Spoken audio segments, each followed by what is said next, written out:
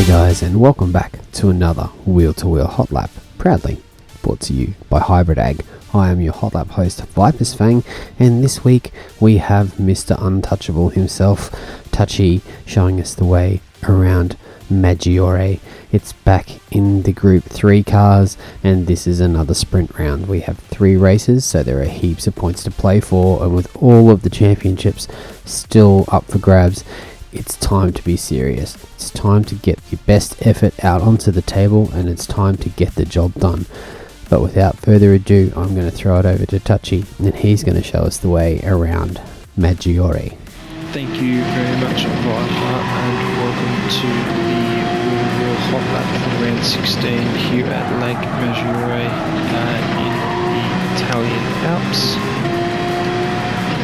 Coming through the final corner down, start finish straight. Turn 1, fairly aggressive and fast braking into this left-hand turn. Your braking marker is sort of anywhere between the signage just above us, right up through to the flag post on the right hand side, the electronic flag post. Getting your turning done fairly late as the barrier on the right hand side ends. Continuing on, we want to run the left side wheels over the top of the curbing to the left hand side, keeping the car in the middle of the track. Your next turning marker here for turn 2, just as the final few grid spots appear, keeping the car in the middle of the track, and again turning in to the apex nice and early, aiming to get the right side tyres over the yellow concrete to get your turning done. Now it's a long 180 degree right hand turn. You've got to wait on the throttle not to go too early, as the wheels will spin up on corner exit, causing oversteer. There is a slight subtle change of elevation, noticeable enough to cause some on throttle oversteer. Bringing the car nice and wide to the right hand side here.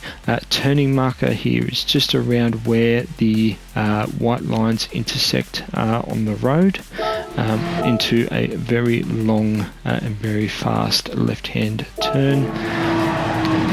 No sort of braking input applied into the corner, just feathering the throttle, dancing it on the rear, keeping the car nice and close to the left hand side for turn 4. Turn 4 right turn, watching for the orange barriers on the right hand side to disappear from view. You'll start your braking into turn 4 there, dropping it down into a gear. Now at the apex here, we do want to run the right side tyres over the curbing. You can run it a little bit further to go over the orange curbing. In this instance, I do run them over the red and white curbing, which does not hamper my exit too much. Watching out for the exit of this turn with an elevation change as we come into throttle, so play with the throttle a little bit there just to manage any sort of wheel spin on the exit of the turn down this first straight. Can run the car nice and wide on the left hand side, keep it to the curbing, can go a bit further over, but does hamper your speed down the straight here. Now coming up to turn 5, a very long double, almost triple apex in my run. I'm getting some of my turning done nice and early, just at the yellow concrete just ahead of us, doing a slight turn to straighten up the corner. I am aiming my car towards the orange barrier just in the foreground, where the Mobile 1 signage also starts as well. Braking just as the concrete ends on the left hand side. It is also just as when the first sector marker does pop up as well. again nice and straight into the braking zone. It's sort of hard to grasp a marker for turning here in this corner, so you sort of just got to feel it for when you feel the turning point is right for this right hand turn. Again, just running a little bit further out, and then now doing all my turning to the right hand side, again aiming my right side wheels for the red and white curbing. Corner exit just up here, you can run the car out wide to the curbing on the left hand side. You can also keep the car tight on the right hand side as well, just to run the car straight through the middle of the road to set up for the next turn. Over the crest here for turn 6, the left side into a left right S section, a relatively fast S section, vitally important to get the exits correct and straighten up these turns as much as you can. Getting your braking done again quite early, right as that curbstone sort of starts just a little bit further forward, turning in on that curbstone, dancing on the brakes to bring the rear of the car around, dropping it down a gear. Nice and early to the apex. We want to get the left hand side of the car over that grey mesh on the left hand side, and on the right here you want to run it nice and straight, or as straight as you can, to keep the minimum speed up through this sector. You can run the right side tyres over the tarmac, but again be mindful of the surface changes from tarmac to grass. And same here with the left hand side. Again, you can run over that concrete as much as you like, but be careful not to drop the left hand side wheels onto the grass. Drag the car out to the right hand side here, running the line of least resistance up through this sector. Now coming up to probably one of the more famous corners of this track, you're doing a lot of your braking quite late and quite heavily as well, and anywhere between the flag marker on the left hand side right up through to the 50 and even to the edge of the barrier on the left hand side. Your turn in marker is just a bit further up, sort of as the curbing ends on the left hand side. Again, quite a late apex this corner is. You carry quite a lot of speed with the degrees of banking involved with this track and with this turn.